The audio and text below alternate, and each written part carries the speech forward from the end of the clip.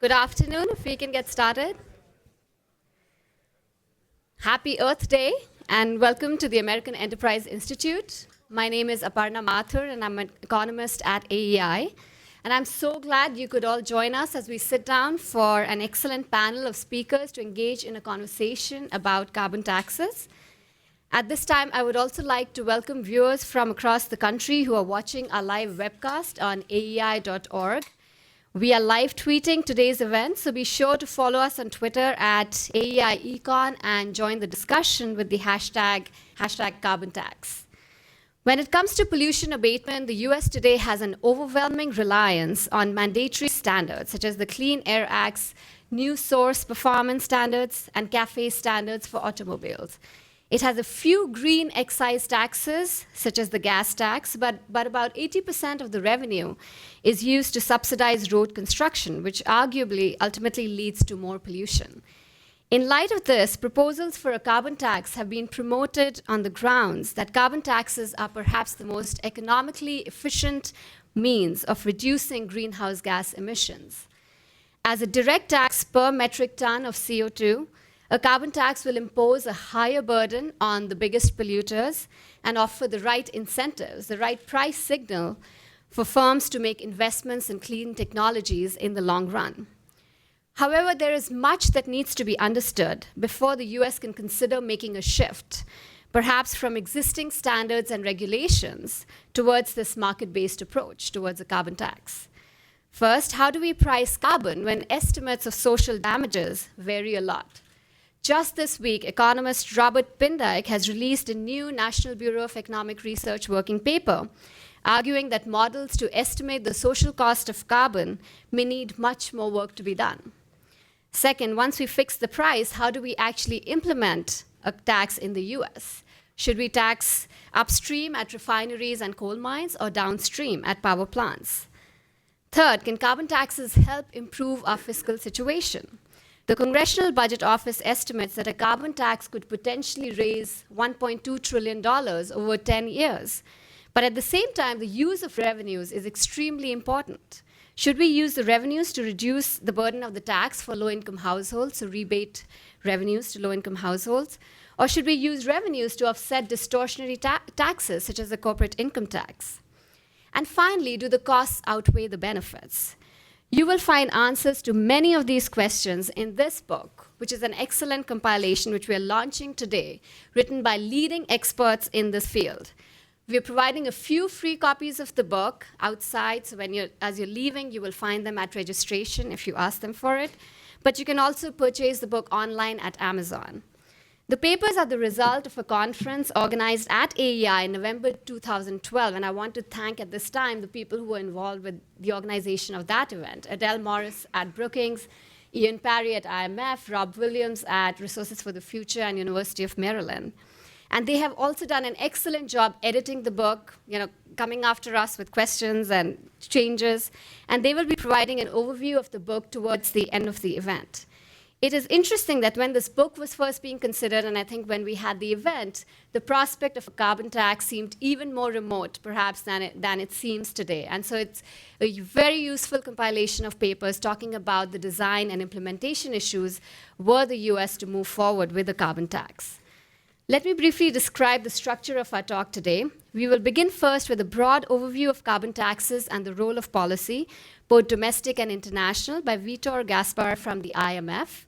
Vitor is director of the Fiscal Affairs Department of the IMF, and before joining the IMF, he held a variety of senior policy positions with the Bank of Portugal, including most recently as special advisor.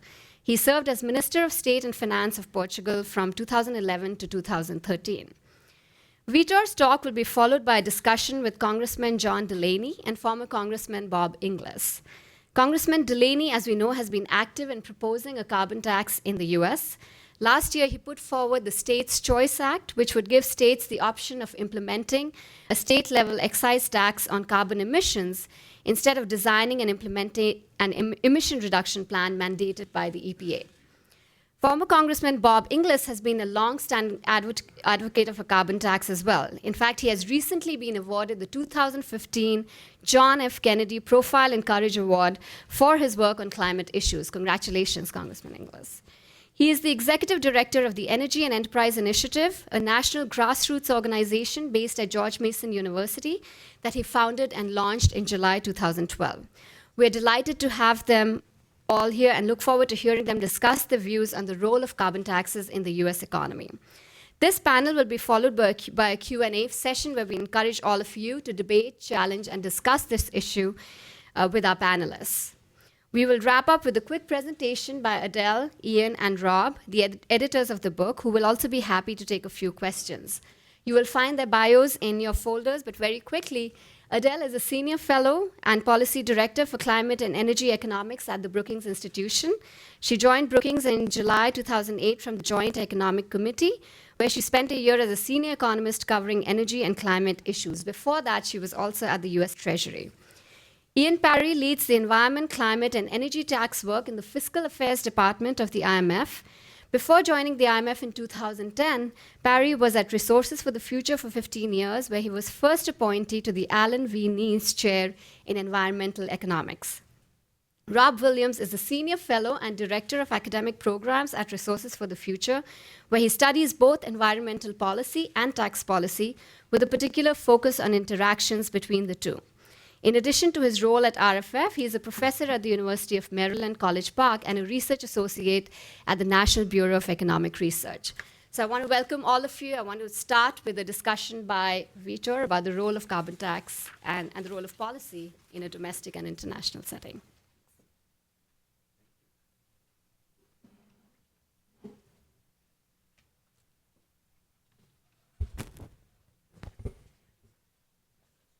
Good afternoon. Thank you. It is a pleasure to be here with you today. And I want to start by emphasizing that 2015 is a pivotal year for climate change. 196 countries are pledging future emission mitigation actions to be ratified in December at the climate conference in Paris.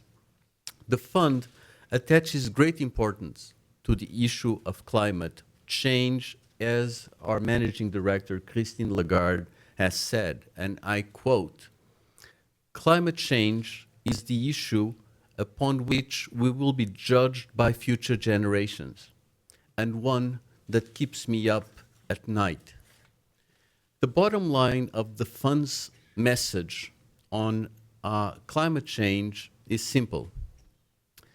Pricing energy right is crucial for reducing emissions. Carbon taxation is the effective way to do it. Revenue raised allows, in advanced countries, for reductions in taxes detrimental for growth, for example, taxes on labor and capital, and also the protection of the poor. Today, we are launching the book, Implementing a U.S. Carbon Taxes, Challenges and Debates. And that's joint work, as has already been indicated, by the IMF, by Brookings, by Resources for the Future, and it provides a blueprint for thinking through the implementation issues that are raised for the United States. While the book does not address the question of whether or not a U.S. carbon tax is imminent, it is certainly likely that carbon pricing will be considered in the U.S. at some point. But it is also the case that the broad insights in the book apply to other countries, and that this is very timely, as I said before, because carbon pricing is now an issue of global relevance. In my address today, I won't be addressing specifically the United States. That is the topic of the book, and the authors can address that. Instead, I will concentrate my brief remarks on the general case for carbon taxes and how we see policy moving forward. So, what is the case for carbon taxes? Why do we recommend carbon taxes over other mitigation instruments?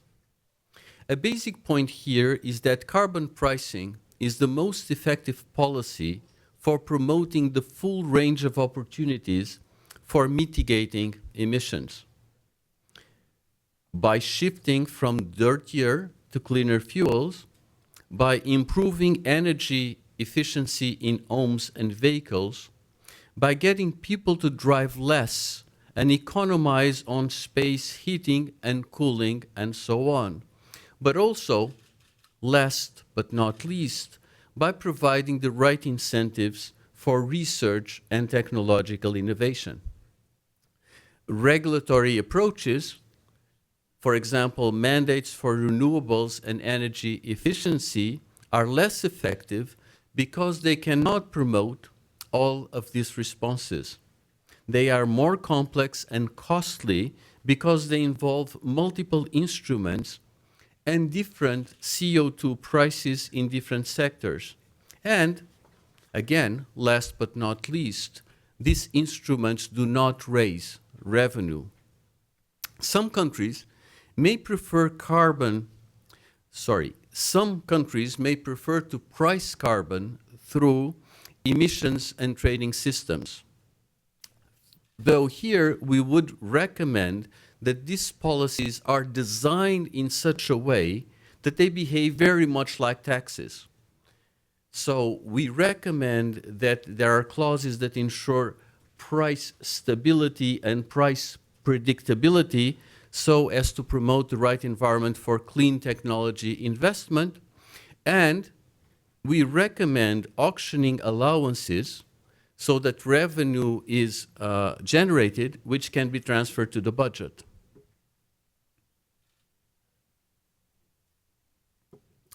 Why do we put so much emphasis on revenue from carbon mitigation policies? First, because there is a lot at stake. It is indeed a lot of revenue. In the slide, you have a simple calculation, which is just illustrative, and it shows how much would a $30 per ton CO2 tax would have yielded if it were in place back in 2010. The revenues would have exceeded 1% of GDP in most countries, and they would have actually exceeded 3% in coal-intensive China, which is at the bottom of the chart. Second, these revenues can produce large economic benefits when used to lower broader taxes on labor and capital that distort economic activity and harm growth.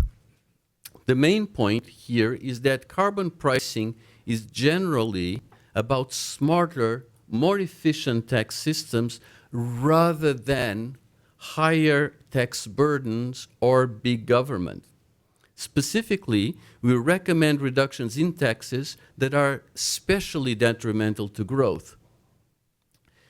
We then do not recommend any earmarking of revenues.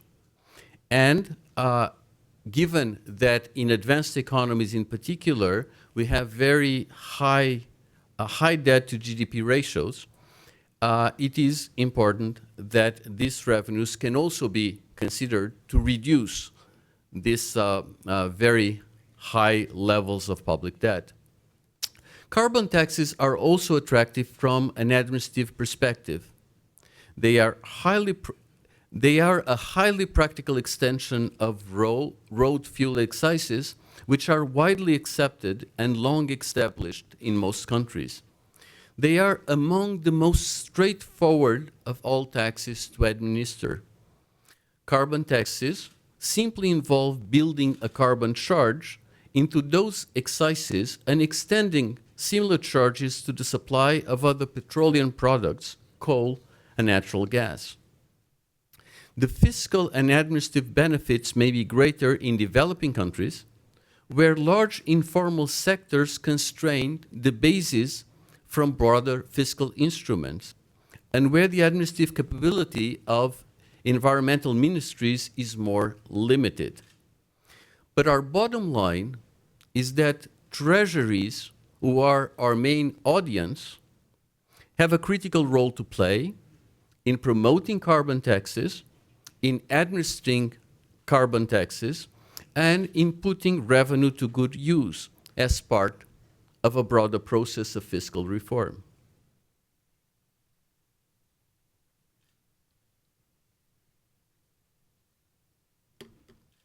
So, how can we move the agenda forward?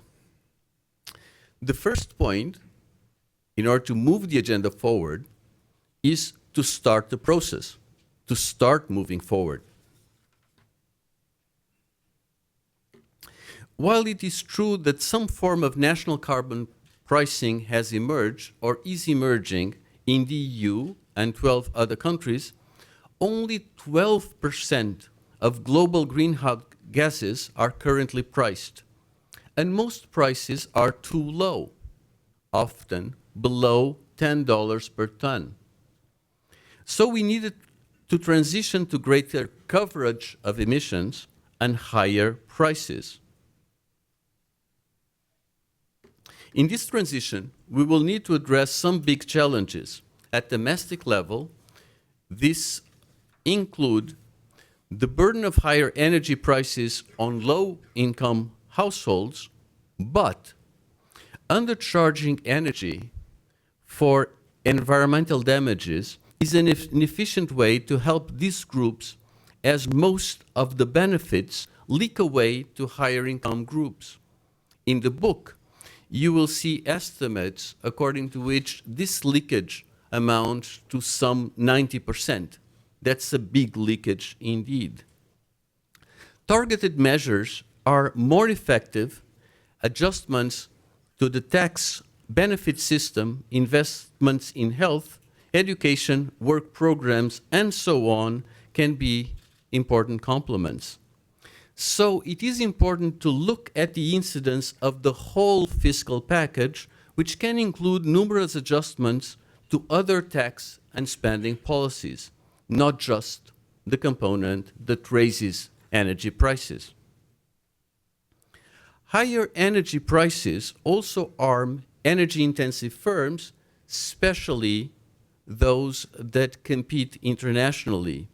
But in the longer run, resources need to move away of activities that cannot be profitable with socially appropriate energy prices.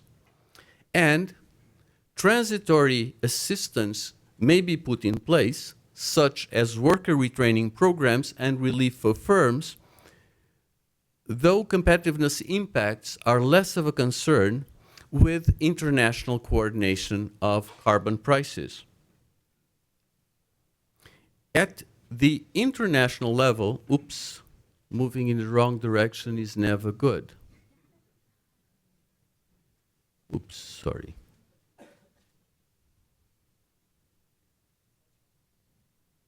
Okay. Indeed. Okay. Sorry. So at an international level, we think that the free rider problem is overstated. Our own work suggests that quite a large amount of carbon pricing can be in countries' own interest due to local environmental co-benefits. Most importantly, life saved from less local air pollution, as carbon pricing reduces the use of polluting fuels. On average, these co-benefits would have warranted CO2 prices of $57 per ton in the top 20 emitters again in 2010, and would have implied a reduction in emissions of around 10%. So many countries can go ahead on their own with significant carbon taxes, that at least address local problems, raise revenues, and make these countries better off. While doing so, they also contribute significantly to the solution of a global problem.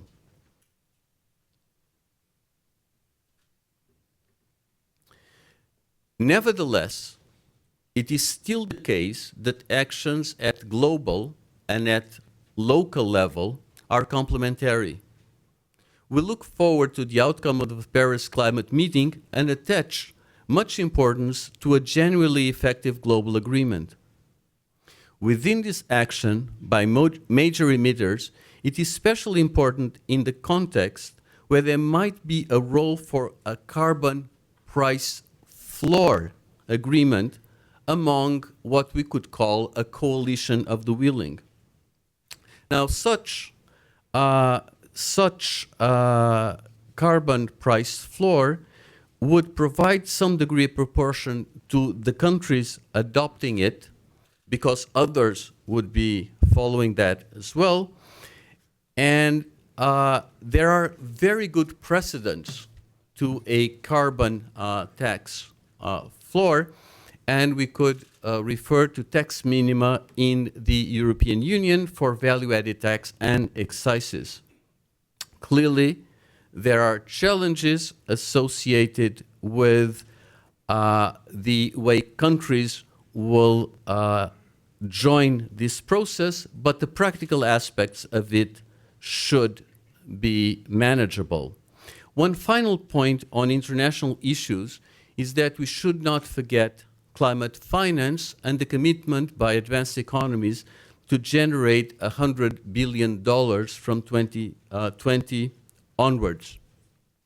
Again, we think that carbon pricing in developing countries is key for attracting some of the international financial flows, and that emission offset provisions could also channel funds, and this could operate under carbon taxes in advanced countries just as they do under trading systems. As regard public funding sources, we think that global charges on international aviation and maritime fuels could also play a role. Let me conclude by noting that the fund is playing its part in moving policy forward. We stand ready to provide technical assistance on climate and energy issues to member countries, and our analytical work provides practical policy guidelines on carbon taxes, getting energy prices right, broader green fiscal reforms, and we have an active conference agenda to promote dialogue on these issues among policymakers. But we are even more effective when we collaborate with other organizations. On that note, let me say a warm thank you once again to the American Enterprise Institute for hosting this event, and to Brookings and Resources for the Future for all the joint efforts in putting together this very valuable and practical book. And I'll show it to you again, Implementing a U.S. Carbon Tax. You must read it. Thank you.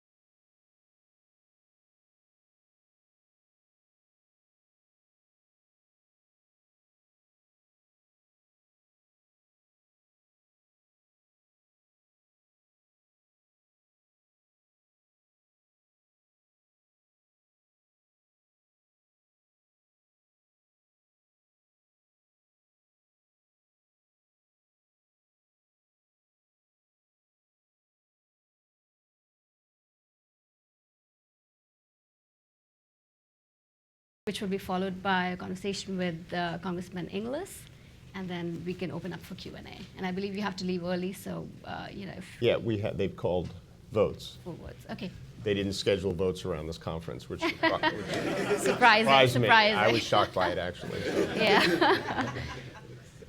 It's great to be here, particularly with such a leader in the field like Bob here. So thank you for the opportunity to share the stage with you here today. So I want to talk generally about how I'm thinking about it, and then talk specifically about the bill that we just announced today that we're introducing shortly. We put out kind of a very detailed draft of the bill so we can get some people's comments, and so I'll be able to talk about it in a fair amount of detail. And I see Adele Morris is here in the front row, who is a big help in our bill, so I want to thank you for that, Adele. In both of our bills, we actually did a bill last Congress, which was a different version, but it was really based almost entirely on the intellectual work product of Adele. So under the category of making sure you're giving credit to people who really come up with the ideas, I want to make it very clear that everything that's good about this first bill I'm going to describe was her idea, and everything that's bad about it was my idea. So our first bill was called the States Choice Act. And what it basically did, it was kind of playing into the president's greenhouse gas legislation, which I'm supportive of, by the way.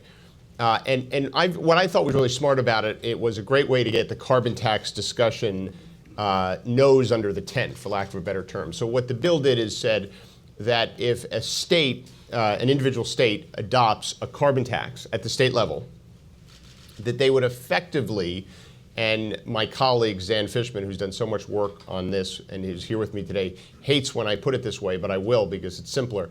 If a state puts a carbon tax in at the state level, then they're effectively deemed incompliant with the EPA regulations.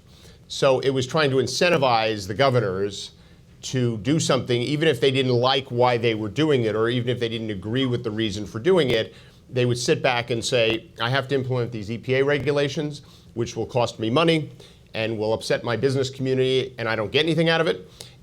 This arrangement would allow them to basically do the same thing, do something that would cost them some money, probably upset some of their business community, but at least they'd get a lot of money out of it.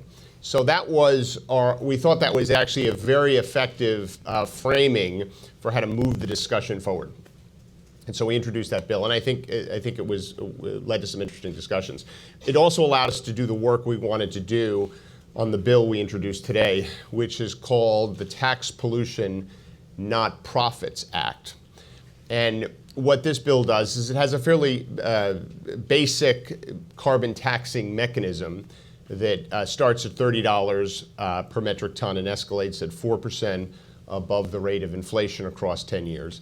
So that's a fairly traditional approach for levying the tax on carbon. We do it at the trunks. We want to be as efficient as possible and levy the tax in as few places as possible, but cover as much of the market as possible. So that whole mechanism is in place. But then we do some different things with the revenues. The first thing we do is we take about 50% of the revenues and we apply it to a reduction in the corporate tax rate. And that's the part about taxing carbon, which is something we don't like, or pollution, as opposed to something we all should like, which is profits. And so we were able to lower the corporate tax rate from 35% to 28%, just through the allocation of 50% of the revenues from the carbon tax, which shows you how powerful this can be for taking the revenues and applying it in a way that I think is a much better return on investment for the country and the world. Obviously, carbon's a terrible return on investment for the country and the world. It's a massively negative return on investment when you think about the downstream implications of climate change, assuming you agree that that's something that is happening and that humans' behavior is affecting it, which I do. And taking it and reducing corporate taxes, which if we can make U.S. companies more competitive in an increasingly competitive world where we're competing with companies all over the world, and our corporate tax rate, which used to be about average of our competitive nations, is now at the absolute top of the competitive list. And we're fighting, these unproductive fights is about how to lower it. This is a way you can actually lower it to 28%. And you could actually go a lot further if we actually did tax reform. If we actually fixed some of the deductions, et cetera, if you had a carbon tax, you could get this to the low 20s. And then you'd really be kind of cooking with gas, it seems to me, not to pun an odd term for a carbon tax bill, cooking with gas in a good way, and making our companies competitive. Because then a whole other area of stuff that I work on is around U.S. competitiveness and how to really drive economic competitiveness for our country. So that's the first thing it does. The second thing it does is we take a bunch of the revenues and we create a big pot of money to mitigate the effect that this has on coal workers. Because I think if we do something like this, if the government steps forward and responds to what I think is a bit of an existential risk, and it's going to negatively impact a very discrete number of our citizens, we ought to really be prepared to step forward and manage that. And so we set aside billions and billions of dollars for retraining, for relocation, but quite frankly, for early retirement and for extended health care. You know, you basically want to put the coal workers in this country in a position where they'll continue to live lives with dignity and have earnings and be able to support their families. And in the scheme of the revenues that come from a carbon tax, you can fully take care of these individuals, these great Americans who are working really hard and have very specific skill and a very specific job that will clearly be hurt by this legislation. You can take care of them for the rest of their lives. And so you can kind of take that issue off the table. So the human beings who we all see when we talk about this as a reason we shouldn't do this, we can completely take care of that. So no one can say we're going to hurt those individuals again. And then we take the rest of the money and we basically deliver it to people who are negatively affected by the carbon tax, the individuals, if you will. We all know that a carbon tax has a very strong regressive aspect to it, and that you have to deal with working families. And so what we do is we basically take Americans who are at 150% of the poverty line and below, and we offset them with tax credits, their increased energy costs. And then from 150 to 200 and 200 above, we have a kind of a sliding scale. So we think it shows, when we talk about all the things we think we should be doing to drive our economy and grow our economy, all the things that those of us who care about U.S. competitiveness, a rising standard of living among our citizens, which, by the way, can only happen definitionally if our companies successfully compete. This is a great way to accomplish that objective. So you really get a big double bottom line. You accomplish the most important objective, which is to take the important step we need to do to make sure this existential threat doesn't happen. And again, just a word on that, it seems to me this is something we should do as a country, unless you either believe A, climate change is not happening, or if you believe B, that nothing human beings do can change the trend line. Unless you're 100% convinced of either of those points, you should do something. And the reason is, even if you view those things as lower probability outcomes, the severity, if you just do a straight probability and severity outcome, if you think about this from a risk management standpoint, you should definitely do something. So if you're there, where I certainly am, and I suspect many of you are, then the only solution, as we've just went through a great presentation, is a free market solution, because it's the only thing that really works. Regulations or taxes, they're just ineffective ones, whereas this is a really effective market-based solution, a carbon tax. Everyone should embrace it. It'll change behavior. It'll be good for companies because it'll be predictable, unlike a regulatory solution, which is not predictable. It could change. How is it interpreted? Blah, blah, blah. This is very predictable. You can model it. You can do long-term financial projections. You'll know exactly how it performs. We can take the revenues. We can do what we need to do on the corporate tax side, lower that corporate tax rate, make companies more competitive. The coal workers will obviously be affected, completely take care of them for the rest of their lives. And then working families will have increased energy costs. You can also take care of that.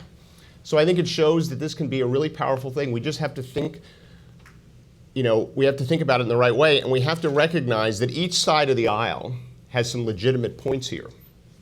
And we should be finding the best ideas that each side has. And at its core, a carbon tax is really a best conservative idea. Right.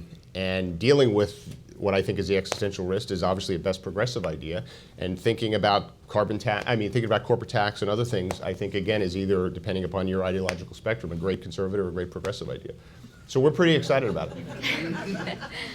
That's how so I tried to get that all out as quickly as possible so that we could move to the more knowledgeable member.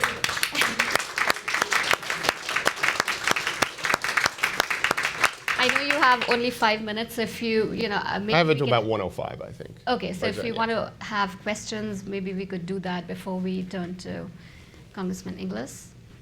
Yeah. Anthony? Yeah. Thank you.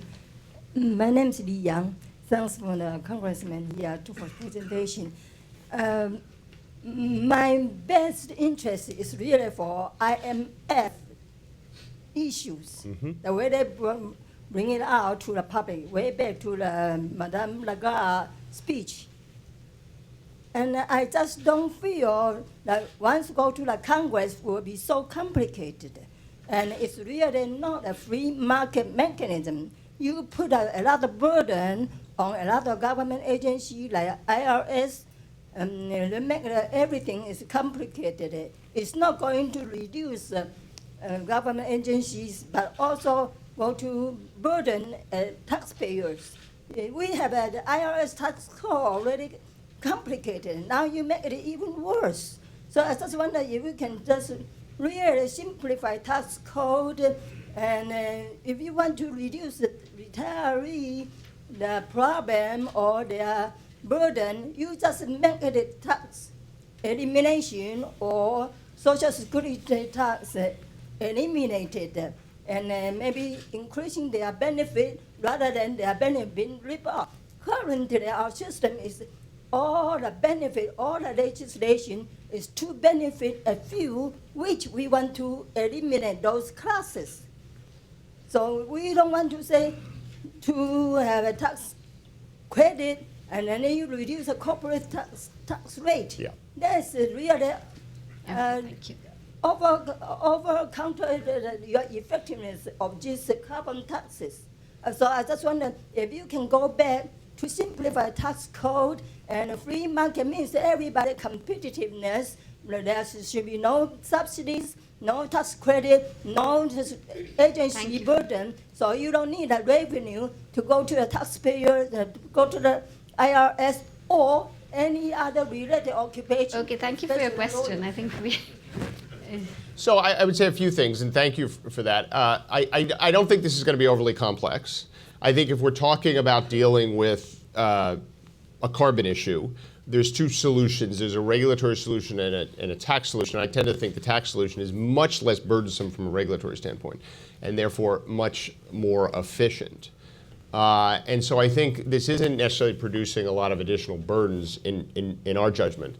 And I think the benefits that we're delivering through the revenues that are raised are actually getting at some of the things where people really want some simplification. Does that mean we shouldn't do more simplification of the tax code? We obviously should do that. And there's a lot of work going on in trying to do that. So, but I appreciate that. Thank you. Yes, sir. And can I just say, please sorry. introduce yourself before the question, and also let's keep the questions short. Hi, I'm Evan Lehman with E&E. So would your bill replace the EPA's Clean Power Plan, and do you have any co-sponsors, particularly Republicans? Yeah. And if it does replace the Clean Power Plan, where will the biggest opponents come from, do you think, your party or the Republican Party? So it's two good questions. On the first, as conceived right now, it doesn't. It doesn't replace, but I think lots of people, including the administration, have talked about a more market-based, holistic approach would ultimately be optimal and would reduce the need for some of the regulatory solutions. So I think it would inevitably lead to that, right? And as you can tell from my first bill, the States Choice Act, we're getting right at that issue. So that's kind of how I would think about it. In other words, I think that's something that's on the table when you start doing something really big, because this is a big problem that really does need a big solution. If you come up with a big market-based solution, I think the natural conversation to have then is, okay, where can we find regulatory relief because we found a market solution?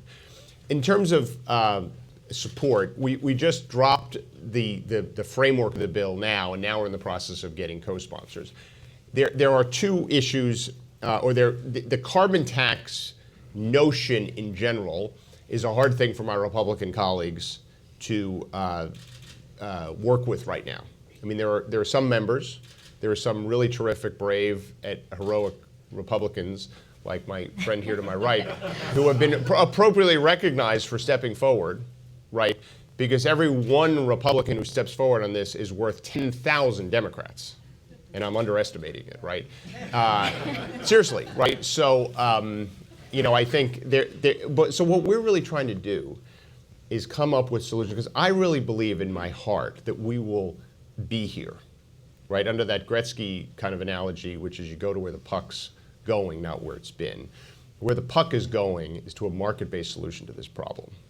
So the question is, the only thing in question is, what do you do with the revenues? And it seems to me the natural deal is my Republican colleagues who rightly want some tax reform that unfortunately is very hard to pay for will see this as a way of driving that tax reform. And my Democratic colleagues who are resistant to some of those tax reforms will see the greater good around the carbon tax as a good compromise. So what we're trying to go to is where that compromise will be. I think you'll see pushback. You'll see pushback from some of my Republican colleagues on the whole notion of a carbon tax, because that involves acknowledging that this is a problem. You know, and I used to say in business, I spent my whole career in the private sector, you can't solve a problem until you can describe it. We're not quite at the point of describing this in a broad consensus-based way, and there's work to do there. And I think my Democratic colleagues, you know, oftentimes unfairly, you know, use the private sector and corporations as the enemy in some of their rhetoric, right? Which I don't. I spent my whole career in the private sector. I think all the jobs are created by the private sector. Doing things to focus on U.S. competitiveness is really, really important. And I think making our tax code, when President Clinton raised corporate taxes to 35%, he was moving it up to what the average was around the world, right? Since then, they've all gone down. So if we want a competitive corporate tax system, we got to lower the rate. The problem is you can't pay for it. There's no agreement on how to do that. This creates an agreement to do it. I think it's a good thing to do, but you have to pay for it. We found to pay for it. Do we have time for one more question? We do. If it's a quick one. Hi, my name is Grant. So you mentioned, you know, taking care of coal workers. Yeah. A lot of times the solution is job trainings programs. Are there any historical examples where, you know, Congress or government has passed a jobs training program that has transferred workers from one industry to another? Yeah, there probably are. I don't have the details of some of them right now. What we did is we put in the bill that the Department of Labor will manage the program similar to what they did with the Black Lung program. Right? There's some example of the Department of Labor managing kind of a program for a whole class of workers. And we think, depending upon the workers, there's a whole bunch of things they could need. Some of them will actually really be able to respond well to job training and relocation, and they'll get that. Others won't, and we think they should just basically be taken care of for the rest of their lives. So, you know, there's not really that I can think of an example of a similar kind of transition of a whole class of workers, but I think it can be done. So, anyway, thank you very much. Thank you very much. Yeah.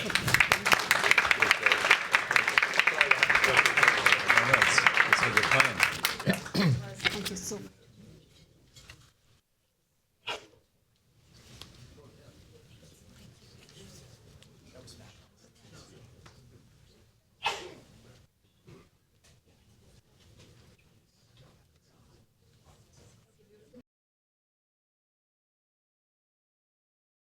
And we would like to hear your thoughts on a carbon tax. You've obviously done exemplary work on climate issues, and we would love to offer the stage to you now.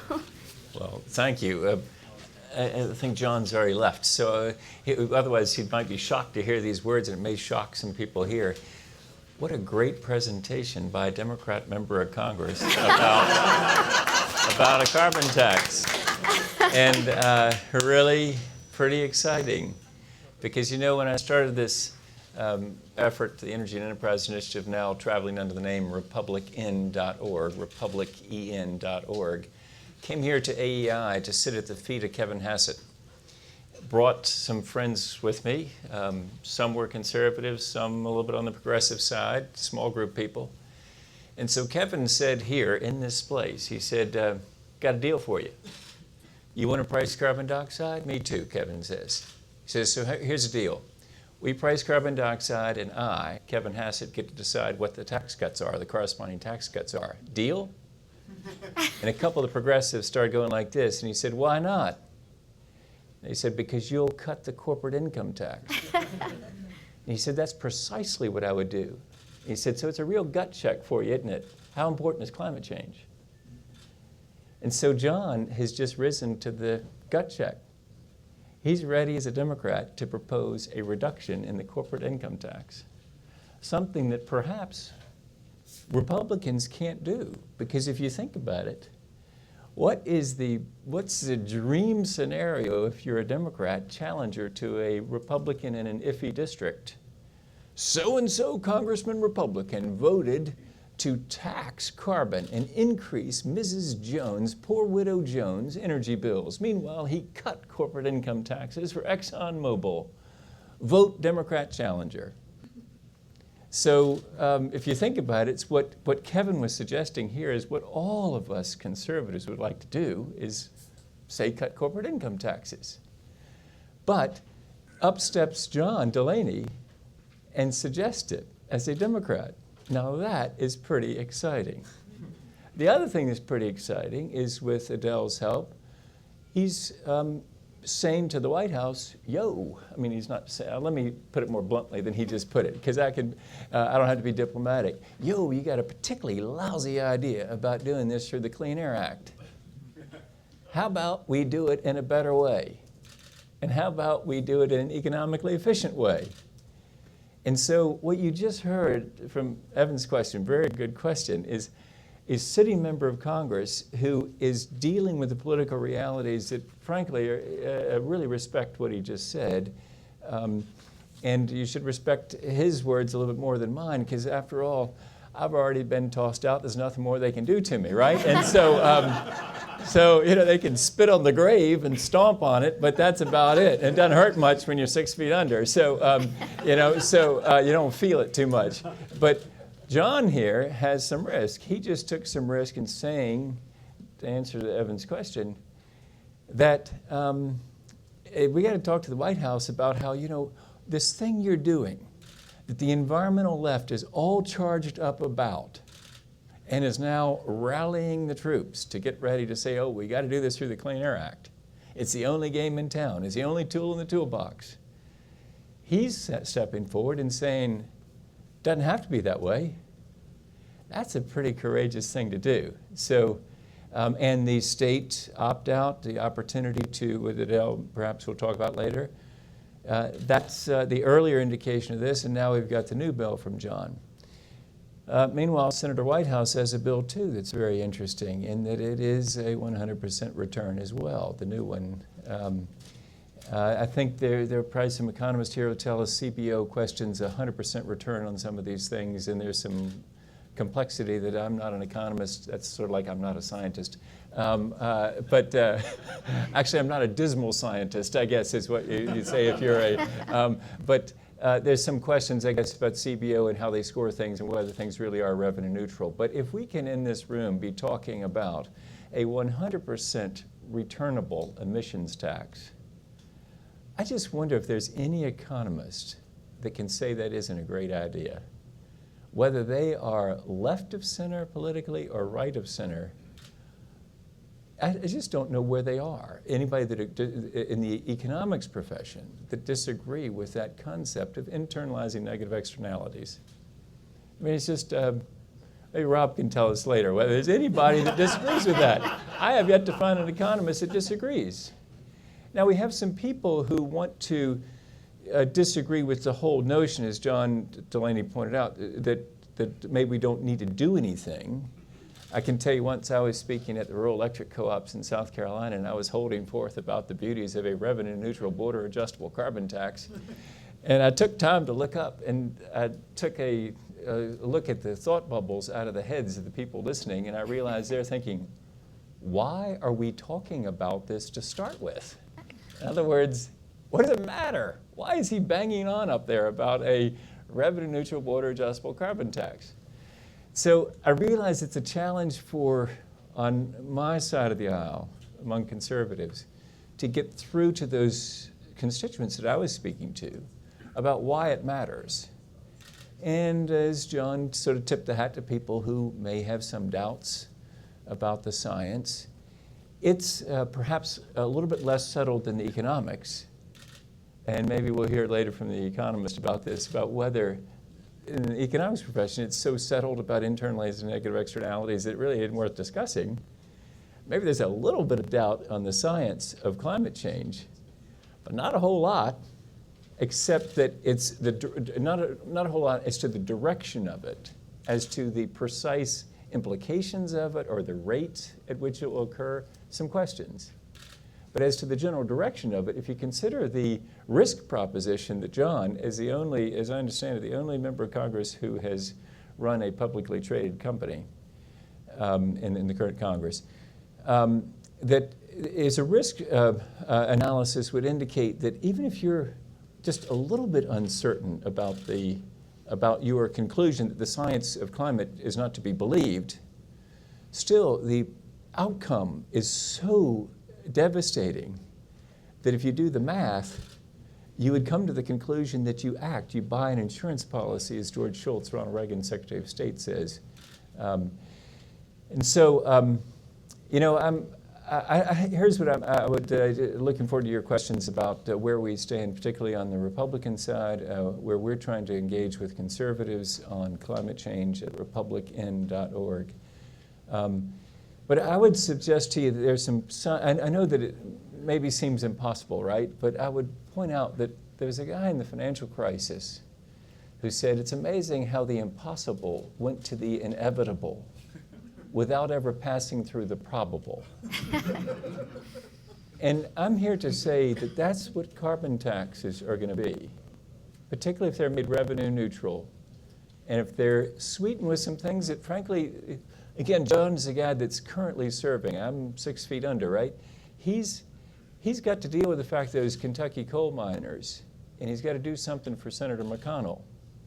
And so he's got something in there that I saw some people in the room thinking, I don't like that idea. It sounds like an entitlement program to me. But he's living in the real world. He got to get past Senator McConnell. And then you got, you got to somehow get Republicans on board. What better way to do that than a corporate income tax reduction? He might have otherwise chosen FICA reduction.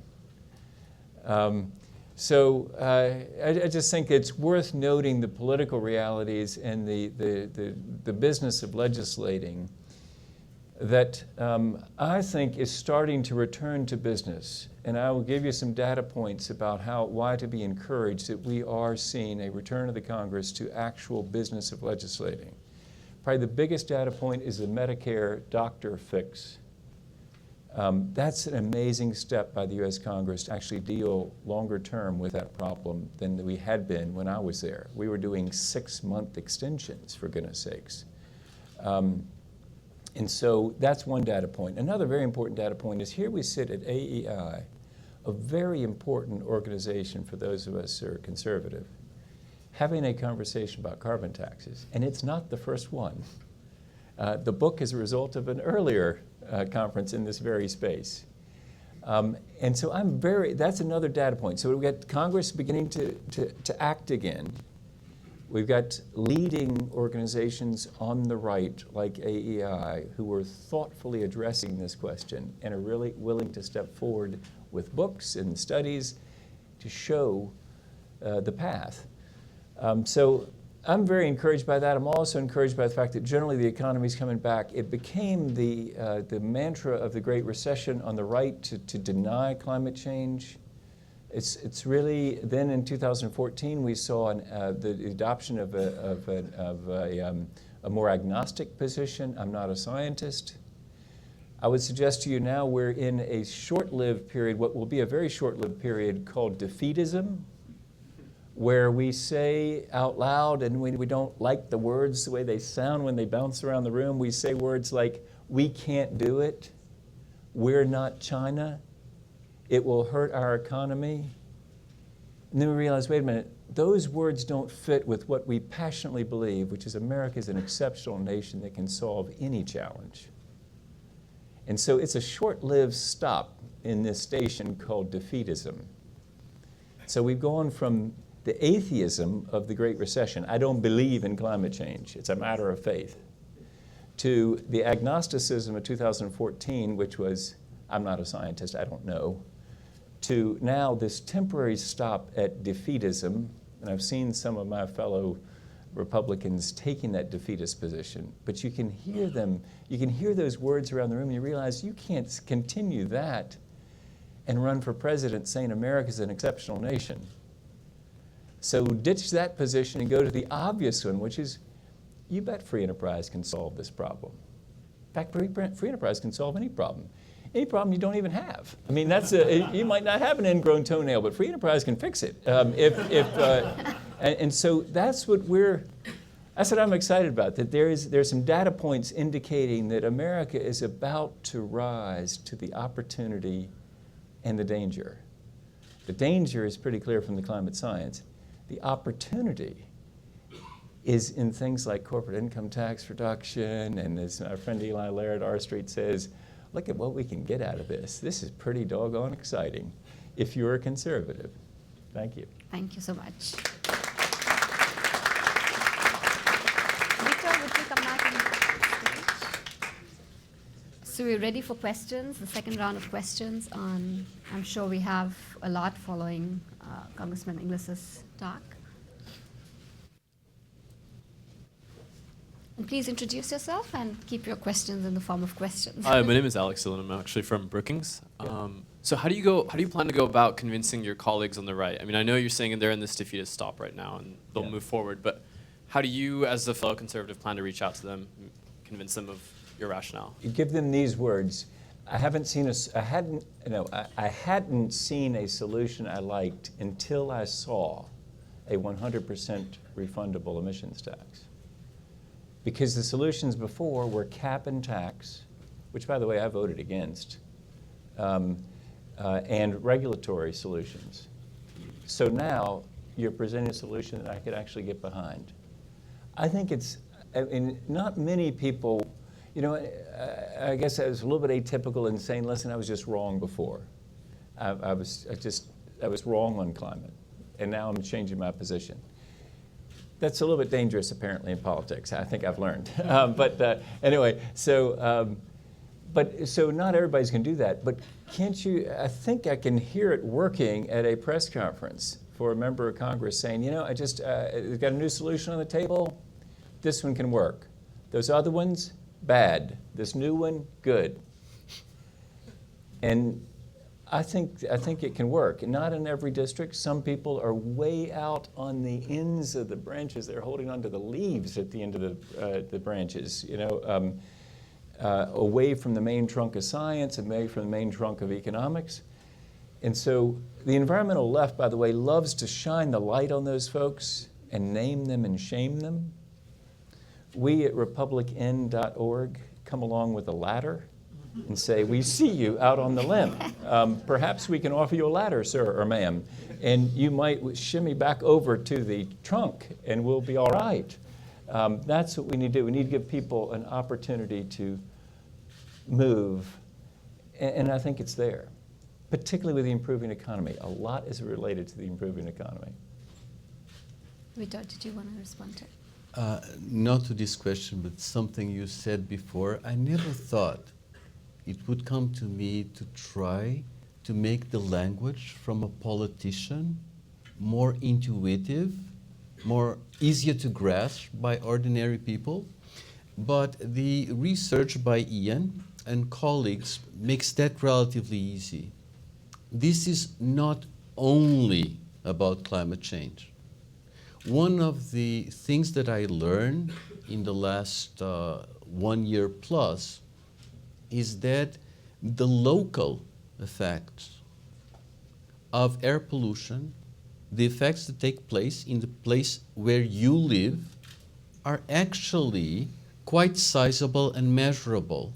People die prematurely because of air pollution. That's a huge effect. That's damage. In everyday language, that's huge damage.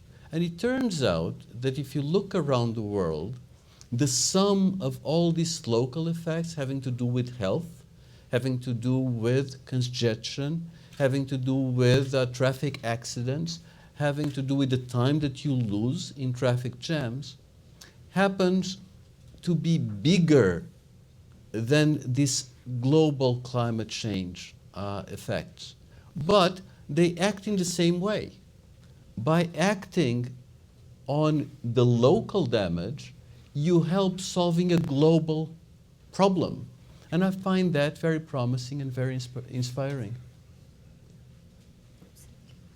Sure. I'm Teresa Terminacian, formerly from the IMF.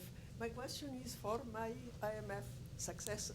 Peter, you have made, I think, a very compelling case in your presentation about the need and the benefits of a carbon tax. Can you give some ideas of whether there are, in fact, countries that have already adopted a carbon tax, and if not, what have been the obstacles in other countries than the US to the adoption of carbon taxes? So if you go around the world, you see a variety of pricing mechanisms associated with energy.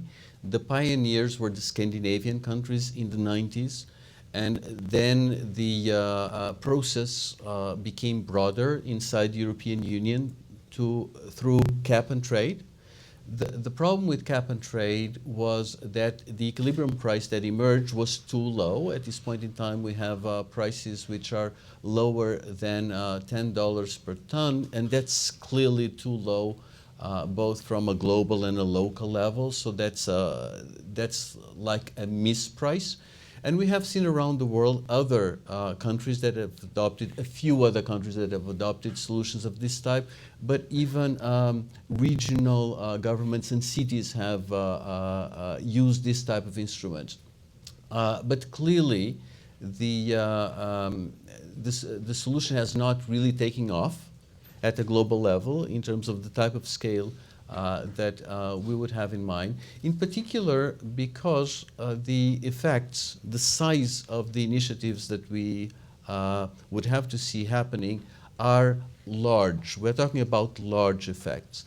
Our experience at the IMF, in particular in the area of energy subsidies, suggests that it's very important to start a gradual process. One makes the road by walking one step at a time. And at this point in time, with relatively low oil prices and with the pledging by more than 190 countries in the run-up to the Paris conference, we believe time is ripe to start such a process.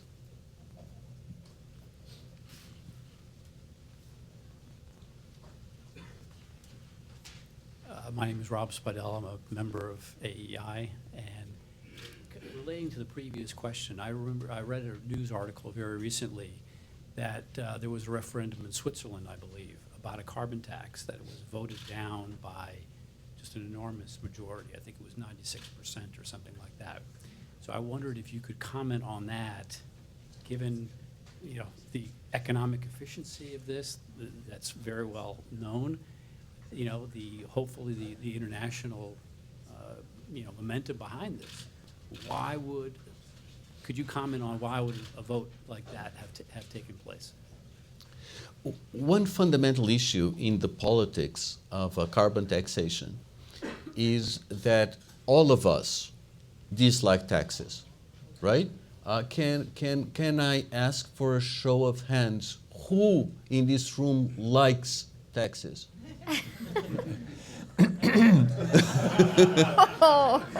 I did see one hand.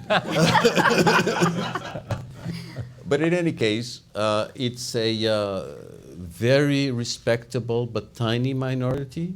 And so it's very important to frame the political debate right. In the context of the US, what I learned from the previous exchange is that the way to frame it is in a way which is revenue neutral. That is, you increase carbon taxes and you make sure that other taxes that people dislike more and that they are complicated, they're costly to administer, that are bad for growth, those taxes are reduced. And in our evidence, the taxes which are most detrimental for growth, the taxes which are more complex and more complex to administer, are corporate income taxes and personal income taxes and other labor taxes.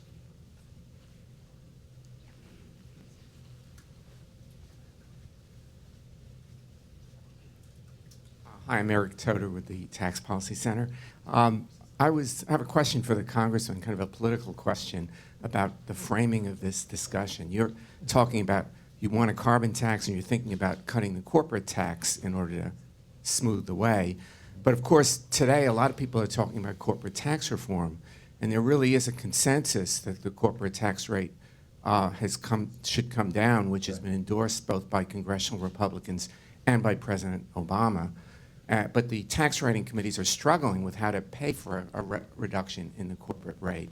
So I was wondering if you could think about pushing the carbon tax as kind of a solution to the corporate tax reform problem rather than the other way around, and if you've had any conversations with members of the tax writing committees. Yep.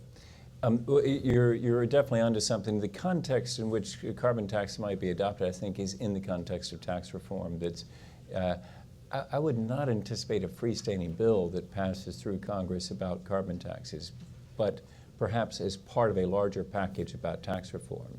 So I think nesting it in tax reform is a good move. Another possibility might be some budget, an actual big budget deal at some point, but that doesn't seem to be on the horizon. Tax reform seems to be sooner.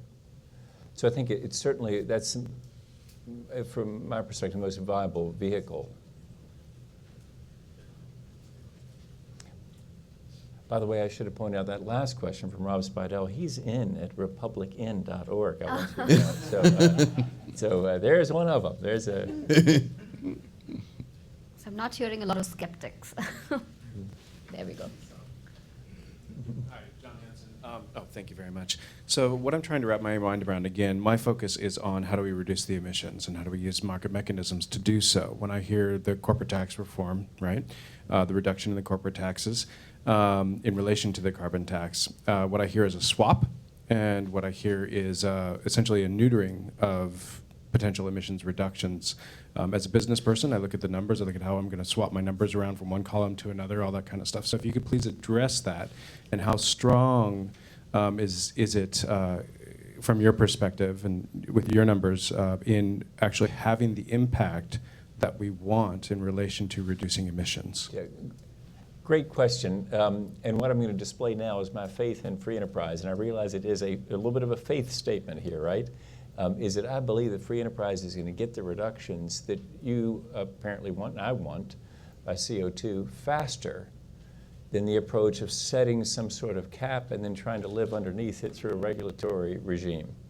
And I realize that there are people of good faith who think, no, listen, this free enterprise thing can't do it. You got to just set a scientific level, and then we're going to regulate down to that level.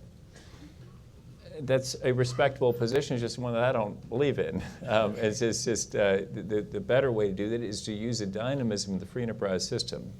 And the dynamism that I'd answer to your question, specific question, is the difference is you're not just shifting around those taxes. One is in part avoidable. The other isn't, unless you have a very fancy accountant, and maybe you do, by way of avoiding corporate taxes and not ever paying the stated rate.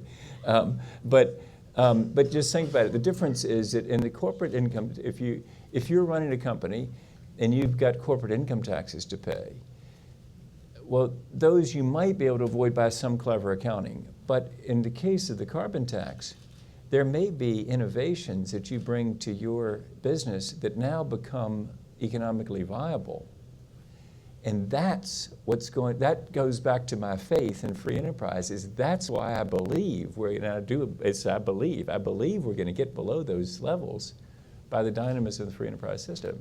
Because you make it worthwhile to people through the price signal, to decide to go with a different fuel and to alter their process.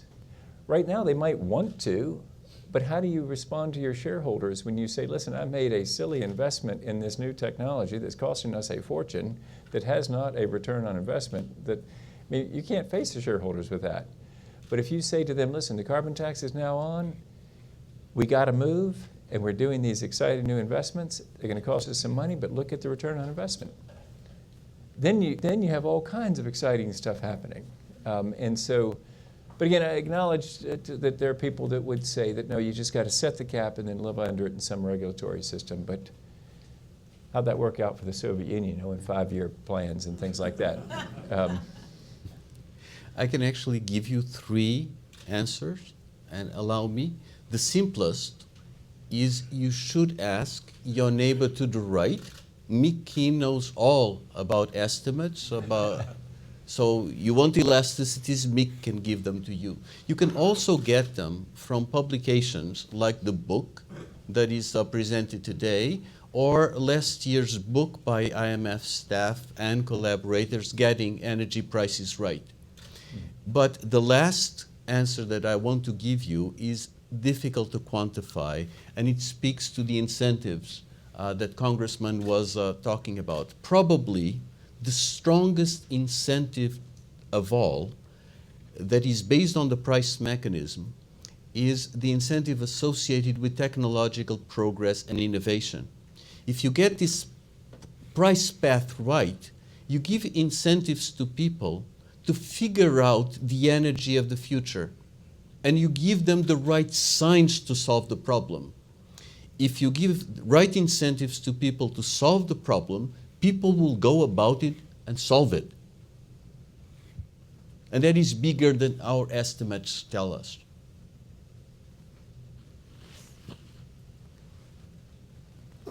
With respect to that, isn't the issue of efficiency and what's been happening in the country sort of a counterexample? I mean, for 25 years or so, the National Academy and others have basically said the U.S. could cut its emissions by 30% using available technologies that have an economic payback of 3 years or less. That's also been said by McKinsey. I mean, in many corporations, I mean, there are incentives in New York State for efficiency in some of their budget. And so saving 25% of a percent of your budget isn't a worthwhile investment, so they don't do it, and we're having to push by regulation to try and get through to get efficiency to happen. So will this carbon tax become a large enough share of the budget to really get the attention of the chief financial officers and the others who make investments and do what you're saying, get the dynamic responsive industry to really live up to what can be done? That's the fundamental advantage of relying on the market mechanism. If you have priced energy consumption rate, the incentives that you have put in place are the right incentives. The amount is the right amount. So you're sure that the signals that you have put in place are the right signals to get the response that you're looking for. The problem with many estimates that we see in the public debate is that they look at technological possibilities that could be used. They're not actually looking at the system of incentives that are going to deliver that result. That's the principal benefit of getting it through the price mechanism. Once you have the price right, you have the signal right, you have the incentives right, you're going to have the right behavioral responses. And I might add, I think that one of the challenges of some of those incentive programs is the uncertainty of the duration of the incentive, right? And so if you're running a business and you're not certain whether the production tax credit, for example, is going to survive, well, and the wind has been living through near-death experiences every year. And they're doing all right through those near-death experiences. But others, I think, look at some of those incentives and they say they're probably going to expire, we can't count on them. Now, I will acknowledge that that is a challenge of the carbon tax, right? That we've got to figure out how to make sure to get right. Two things you have to get right. One is a strong enough price signal, which answers your question, and the other is the certainty of it.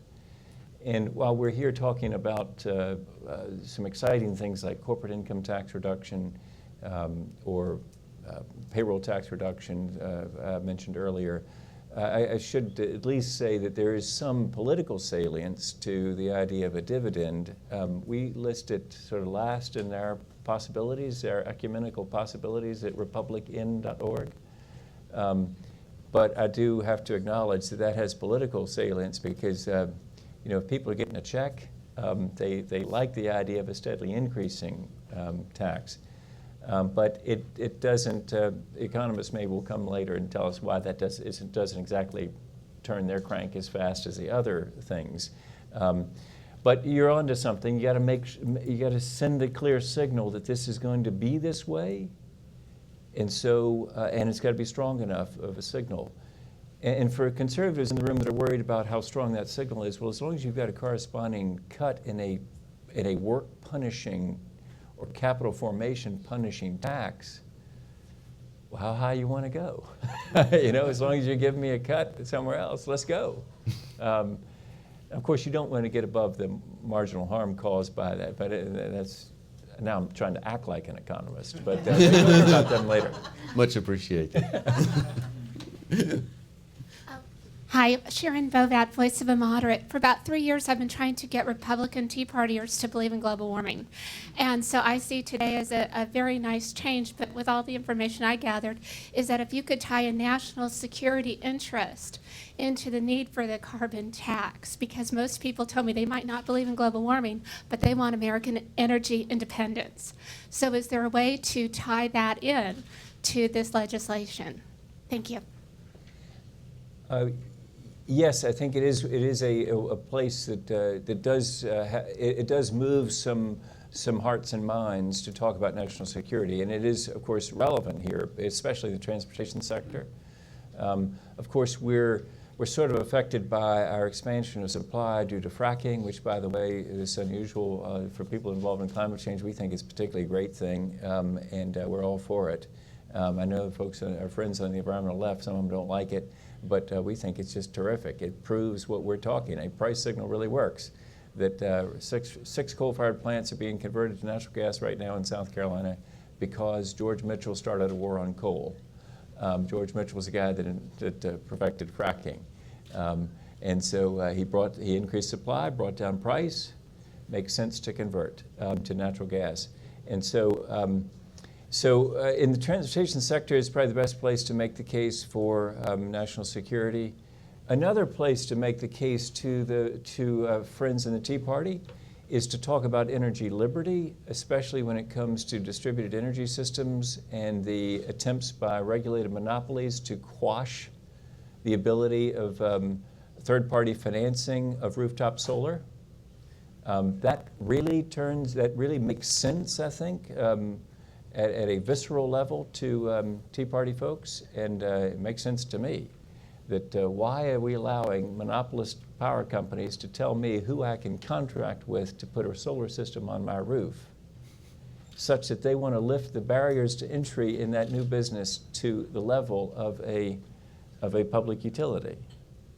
So you get the gears turning on that as people think, what else can free enterprise do in energy? Well, the answer is an awful lot. It's pretty exciting. And so I'd try that with Tea Party friends as well. Okay, we have time for one last question. Are the liberal accolades from the Star Turn and Years of Living Dangerously or the award from the Kennedy Center making it harder or easier for you to do your job?